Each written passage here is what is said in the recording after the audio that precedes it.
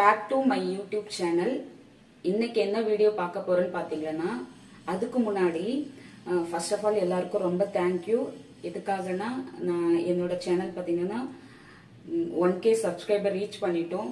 யூடியூப்ல இது ஒரு ஃபர்ஸ்ட் டார்கெட். அந்த டார்கெட்ல நான் வின் பண்ணியிருக்கேன். எல்லாம் உங்களால தான். எல்லாருக்கும் ரொம்ப தேங்க்யூ.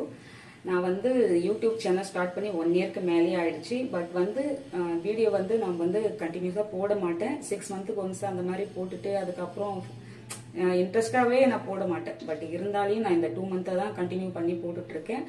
ஆனால் எனக்கு வந்து நீங்கள் இவ்வளோ சப்போர்ட் பண்ணியிருக்கீங்க. அதுக்காக ரொம்ப தேங்க்யூ ஸோ மச் மக்களே. வாங்க இப்போ வீடியோக்குள்ளே போய் பார்க்கலாம். இன்னைக்கு என்ன செய்ய போறேன்னு பார்த்தீங்கன்னா, என்னோட ஸ்டைலில் நான் வந்து ப்ரான் தொக்கு தான் செய்ய போகிறேன். வாங்க எப்படி செய்யலாம்னு சொல்லிட்டு போய் பார்க்கலாம். ஃப்ரெண்ட்ஸ், இன்னைக்கு நான் வந்து ஒரு 1/2 kg ப்ரான் தான் எடுத்திருக்கேன். எனக்கு இன்னைக்கு வந்து பெரிய பெரிய ப்ரானாக கிடைச்சிது. சீ ஃபுட்னாலே ரொம்ப நல்லது உடம்புக்கு. வாரத்தில் ஒரு முறையாச்சு சீ ஃபுட் எடுத்துக்கோங்க மக்களே, உடம்புக்கு ரொம்ப நல்லது. வாங்க எப்படி செய்யலாம்னு சொல்லிட்டு போய் பார்க்கலாம். இப்போ நான் இந்த ப்ரானை வந்து சுத்தம் பண்ணி எடுத்து வச்சுக்கிறேன். ப்ரான் தொக்கு செய்யறதுக்கு நம்ம தேவையான பொருளெல்லாம் எடுத்து வச்சுருக்கோம் பாருங்கள்.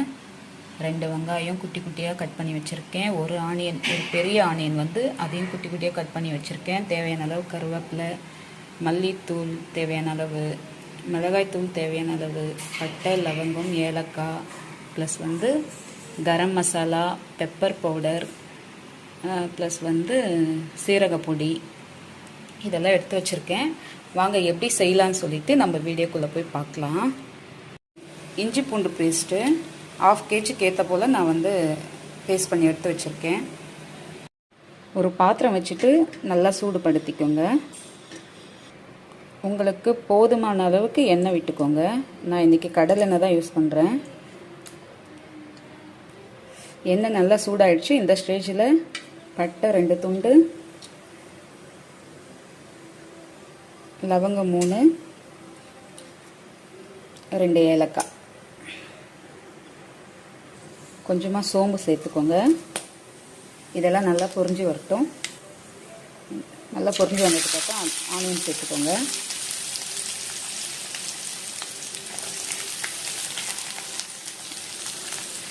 நல்லா இந்த மாதிரி குட்டி குட்டியாக கட் பண்ணி சேர்த்திங்களன்னா கிரேவி நல்லா கிடைக்கும். நமக்கு கொஞ்சம் நல்லா திக்காக நல்லா கிடைக்கும். ஆனியன் வந்து இந்த மாதிரி நல்லா குட்டி குட்டியாக சாப் பண்ணி சேர்த்துக்கோங்க. ஆனியன் கொஞ்சம் நல்லா வதங்கி வரட்டும். கொஞ்சம் நல்லா கோல்டன் கலர் வந்ததுக்கப்புறம் நம்ம தக்காளி சேர்த்துக்கலாம். ஓகே ஃப்ரெண்ட்ஸ், வெங்காயம் வந்து நல்லா வதங்கிருச்சு. நல்ல ஒரு கலர் சேஞ்ச் ஆகிடுச்சு. இந்த ஸ்டேஜில் நம்ம வந்து தக்காளி சேர்த்துக்கலாம். 2 தக்காளி நான் குட்டி குட்டியாக சாப் பண்ணி சேர்த்துக்கிறேன். தக்காளி நல்லா குழைய வதங்கி வரட்டும். இது எல்லாமே நம்ம வதக்கிற பதத்தில் தான் இருக்குது. இந்த கிரேவி வந்து நமக்கு நல்லா ஜூஸியாக நல்லா திக்காக நமக்கு கிடைக்கும். இது எல்லாமே நல்லா வதக்கி கொண்டு வந்தோம்னா. ஸோ பொறுமையாக சிம்மில் வச்சு நம்ம வதக்கலாம். தேவையான அளவு உப்பு சேர்த்துக்கோங்க.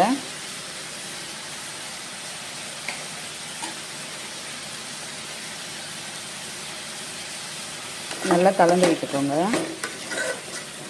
இது ஒன்று சேர் நல்லா கலந்து விடுங்க. உப்பு போட்டோம்னா கொஞ்சம் சீக்கிரமாக வதங்கிறதுக்கு சீக்கிரம் வதங்கிடும் எல்லாமே. ஒரு லிட்டு போட்டு மூடி தக்காளி நல்லா வேக வச்சு எடுத்துக்கலாம். பாருங்கள், தக்காளி நல்லா வதங்கி வந்திருக்கு பாருங்கள். சிம்மில் வச்சு பொறுமையாக வதக்கணும். பாருங்கள், ஹை ஃப்ளேமில் வச்சிங்கன்னா கருகி போயிடும். சிம்மில் வச்சு செய்திங்கன்னா இந்த ஸ்டேஜில் இஞ்சி பூண்டு பேஸ்ட்டு சேர்த்துக்கலாம்.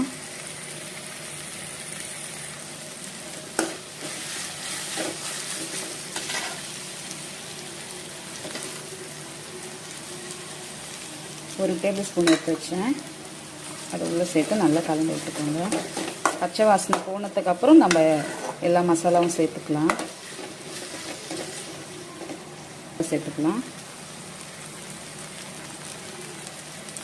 மஞ்சத்தூள் கொஞ்சம் ஆட் பண்ணிக்கலாம்.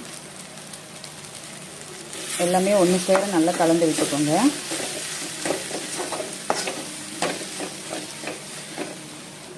இந்த ஸ்டேஜில் ப்ரான் உள்ள சேர்த்துக்கலாம். நான் ஒரு 1/2 kg தான் எடுத்திருக்கேன்.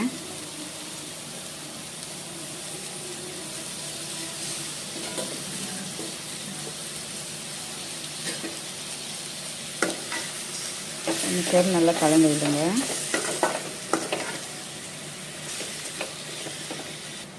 தண்ணி எதுவும் சேர்க்க தேவையில்லை. ஃப்ரான்லேருந்தே நமக்கு வந்து தண்ணி நல்லாவே பிரிஞ்சு வரும். ஒரு லிட்டு போட்டு மூடி வைங்க. இருங்க, தண்ணி பிரிஞ்சு நல்லா எண்ணெய்லாம் பிரிஞ்சு தனியாக வரும் பாருங்க. அதுக்கப்புறம் நம்ம மீதி மசாலாலாம் அது மேலே போட்டுடலாம்.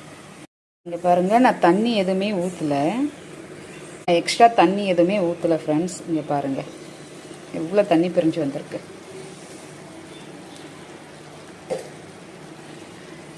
இங்கே பாருங்கள் சூப்பராக பிரிஞ்சு வந்திருக்கு. இந்த தண்ணியே நமக்கு போதும். இந்த எக்ஸ்ட்ரா தண்ணி ஊற்றினோம்னா நல்லா இருக்காது.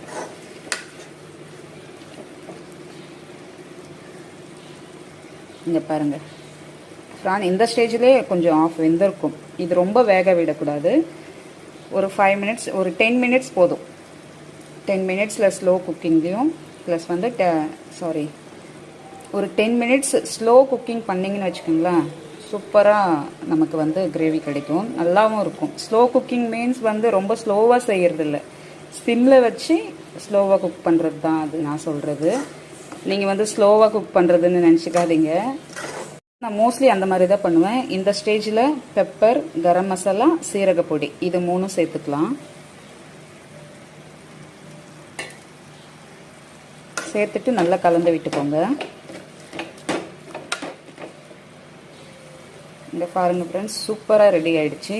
கிரேவி சூப்பராக இருக்குது, ஸ்மெல்லு அட்டகாசமாக இருக்குது, செம ஸ்மெல்லாக இருக்குது ப்ரானோட ஸ்மெல்லு.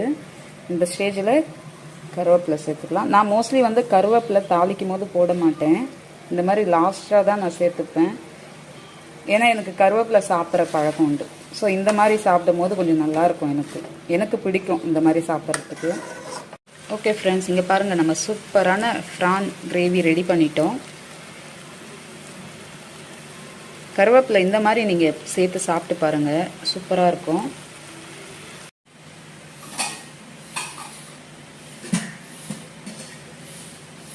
ஓகே மக்களே, நம்ம ரெடி பண்ணி முடிச்சிட்டோம். பார்த்தீங்கன்னா ப்ரான் வந்து அந்த வெந்துட்டு இருக்கும்போது அது ஸ்மெல் இருக்குது பாருங்கள், வேறு லெவலுங்க அந்த ஸ்மெல்லு, செம்ம டேஸ்ட்டு. அதுவும் கூட அந்த ஸ்மெல்லு வேறு லெவல். அந்த ப்ரான் போட்ட உடனே அந்த ஸ்மெல்லு வரும் பாருங்க, அது வந்து விரும்பி சாப்பிட்றவங்களுக்கு தான் அதோட டேஸ்ட்டு தெரியும். பட் வந்து ஒரு வேலையை செஞ்சு முடிச்சிட்டேன். பட் நான் இப்படி தான் செய்வேன். நான் தொக்கு பார்த்தீங்கன்னா நான் இப்படி தான் செய்வேன். நீங்கள் எப்படி செய்வீங்கன்னு சொல்லிட்டு எனக்கு சொல்லுங்கள். ஏதாவது தப்பு பண்ணியிருந்தாலும் நீங்கள் கமெண்ட்டில் சொல்லுங்கள், நான் பார்க்குறேன். அதுக்கப்புறம் நான் பேசும்போது நிறைய சொதப்பியிருப்பேன். நீங்கள் அதை வந்து கொஞ்சம் அட்ஜஸ்ட் பண்ணிக்கோங்க மக்களே.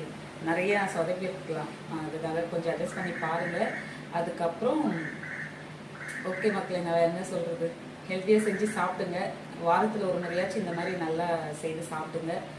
ஓகே ஃப்ரெண்ட்ஸ், இந்த வீடியோ உங்களுக்கு பிடிச்சிருந்தால் லைக் பண்ணுங்கள், ஷேர் பண்ணுங்கள், கமெண்ட் பண்ணுங்கள். ஓகே ஃப்ரெண்ட்ஸ், நெக்ஸ்ட் வீடியோவில் மீட் பண்ணலாம். தேங்க்யூ, பாய். என்ன பேசுறதுன்னு தெரியல, அதான் பாய்.